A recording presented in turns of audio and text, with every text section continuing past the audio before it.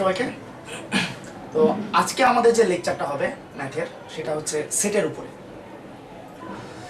তো আজকে সেটের উপরে আমরা যে বেসিক আলোচনাগুলো করব সেটা অ্যাকচুয়ালি খুব বেশি আলোচনা হবে না। তার কারণটা হচ্ছে আমরা এসএসসি লেভেলে, দ্যাট মিনস ক্লাস 9 এবং 10-এ সেটের উপরে কিছু জিনিস পড়ে আসছে, এবং অ্যাকচুয়ালি ইন্টারমিডিয়েটে সেটের যে আলোচনা, শুধু সেটের যে আলোচনা, সেটাতে ওই এসএসসি লেভেলের জিনিস হচ্ছে খুব বেশি কিছু নাই আসলে।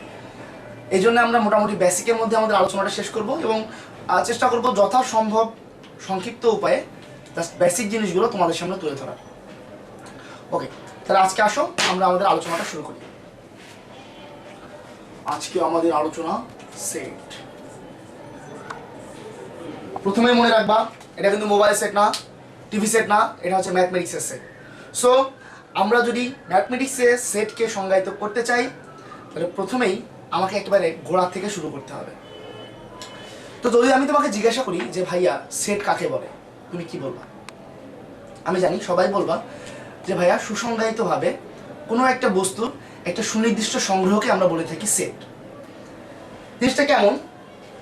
মনে করো আমরা কিছু সংখ্যাকে একত্র করতে চাই, তার মানে কিছু সংখ্যাকে আমরা সেটের মাধ্যমে প্রকাশ করতে চাই।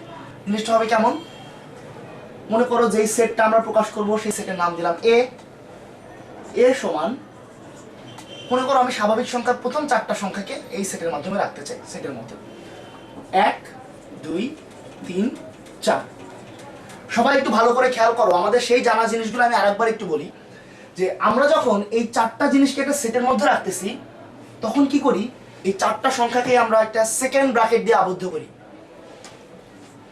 দেন যে 4টা জিনিসকে আমরা রাখবো, প্রত্যেকটাকে সেপারেট করার জন্য, ফর সেপারেশন, আমরা কমা চিহ্নটাকে ইউজ করি। তার মানে কমা দিয়ে দিয়ে আমরা প্রতিটা উপাদানকে আলাদা করে রাখি। এবং এটা অ্যাকচুয়ালি আর কিছুই না, এটা হচ্ছে একটা সেটকে প্রকাশ করার গাণিতিক পদ্ধতি বা একটা প্রসিডিউর। যে আমরা যদি সেটকে বোঝাতে চাই, তাহলে আমরা এই নিয়মগুলো অবলম্বন করব। মনে রাখবা, এই নিয়মগুলোর একটা নিয়মও যদি ভুল হয়, তাহলে অ্যাকচুয়ালি তোমার সেটটা ঠিক না, তোমার সেটটা লেখা ভুল হয়েছে। ম্যাথমেটিক্স তোমাকে সাপোর্ট করবে না যে এটা একটা সেট। ম্যাথমেটিক্স বলবে যদি এটা সেট হতে হয়, তাহলে অবশ্যই তুমি যেটা ভুল করছো সেই ভুলটা করা যাবে না।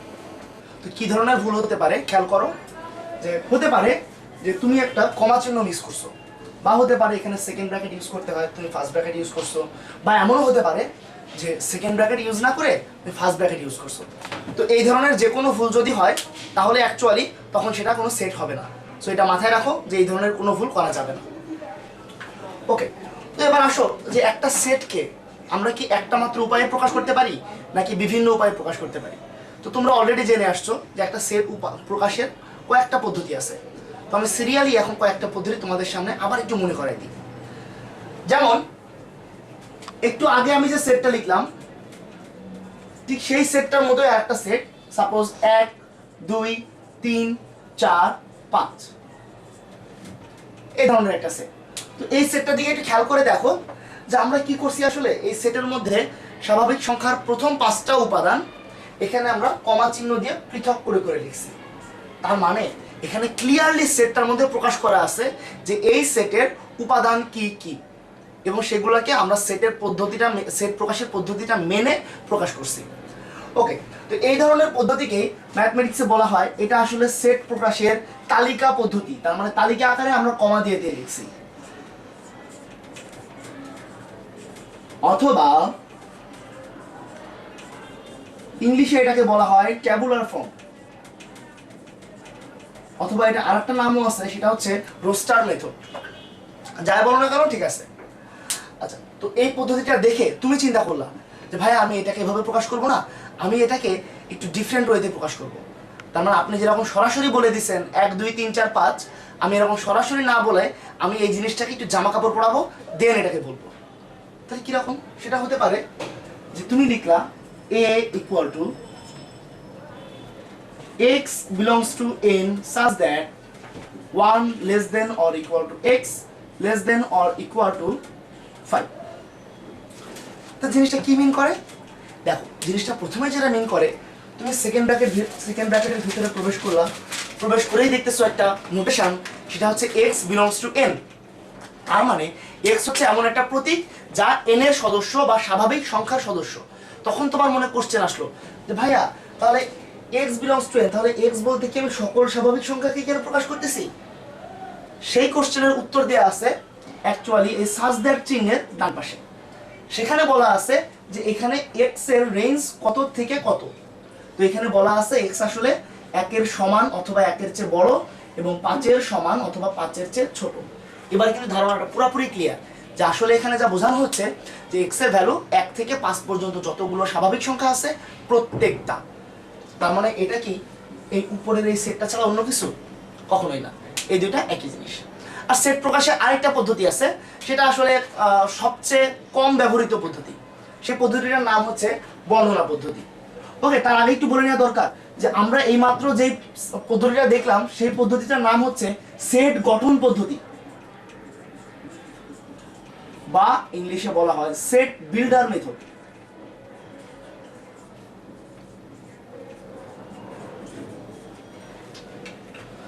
আচ্ছা, নেক্সট আসো আমরা যেটা বলতেছিলাম সেটা হচ্ছে বর্ণনা পদ্ধতি। বর্ণনা পদ্ধতিটা কিরকম, যে তুমি এখানে এইভাবে প্রকাশ করবে a ইকুয়াল টু 1 হতে 5 পর্যন্ত সকল স্বাভাবিক সংখ্যাকে নিয়ে গঠিত সেট। ওকে, তো আমরা এতক্ষণ যেটা দেখলাম সেটা হচ্ছে একটা সেট প্রকাশের যে 3টা পদ্ধতি আছে সেই 3টা পদ্ধতি। ওকে, তো এখন আসো আমরা আমাদের নেক্সট আলোচনায় চলে যাই। এবার আমাদের আলোচনাটা হচ্ছে বিভিন্ন প্রকারের সেট নিয়ে। কিরকম বিভিন্ন প্রকারের সেট?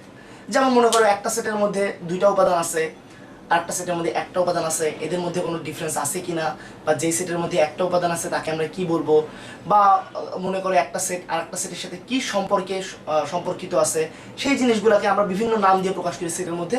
সেই যে আলোচনাগুলো আমরা এখন করব। তো প্রথমেই আসো একটা কথা আসলে বলে নেওয়া দরকার, সেটা হচ্ছে একক সেট বলতে কি বোঝায়। আমি তোমার সামনে একটা সেট লিখি এবং তুমি খেয়াল করো এর কোনো স্পেশাল বৈশিষ্ট্য আছে কিনা। আমি একটা সেট লিখলাম, মনে করো সেটটার নাম হচ্ছে r ইকুয়াল টু 38, সেকেন্ড ব্র্যাকেটের মধ্যে 38। আচ্ছা, তার মানে জিনিসটা কেমন, যে r দিয়ে আমি একটা সেট প্রকাশ করতেছি, যে সেটের সদস্য হচ্ছে একটা এবং সেই সদস্যটা হচ্ছে 38। তার মানে আমি যদি বলি এই সেটের কোনো স্পেশাল বৈশিষ্ট্য আছে কিনা, তুমি আমাকে যেটা বলবা সেটা হচ্ছে হ্যাঁ ভাইয়া, স্পেশাল বৈশিষ্ট্যটা হচ্ছে এই সেটের উপাদান মাত্র একটা। হ্যাঁ, এই যেহেতু এই সেটের উপাদান মাত্র একটা, এই কারণে এই সেটটাকে আমরা বলি একক সেট। যদি কোনো সেটের উপাদান সংখ্যা হয় মাত্র একটা, তাকে আমরা বলবো একক সেট। ওকে,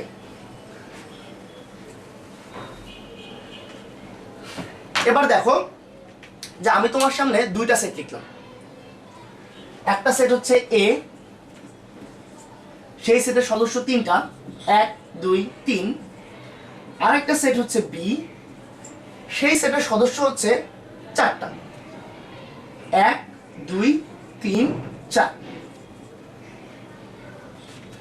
এবার একটু ভালো করে খেয়াল করে দেখো a সেট এবং b সেটের মধ্যে একটা ক্লিয়ার সম্পর্ক আছে। সম্পর্কটা হচ্ছে যে a সেটের যে 3টা উপাদান, দ্যাট মিন্স 1 2 3, এই 3টা উপাদানই দেখো b সেটের মধ্যেও বিদ্যমান।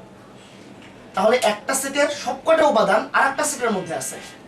তার মানে যদি এই ধরনের ঘটনা ঘটে যে এমন একটা সেট যে আর একটা সেটের প্রতিটা উপাদানকে হোল্ড করতেছে, এই ধরনের ঘটা মানে হচ্ছে তখন প্রথম সেটটাকে বলা হবে ওই দ্বিতীয় সেটটার উপসেট। তার মানে এই উদাহরণের ক্ষেত্রে আমরা বলতে পারি এ সেটটা হচ্ছে এই বি সেটটার একটা উপসেট, বা এটাকে ইংলিশে বলা হয় সাবসেট।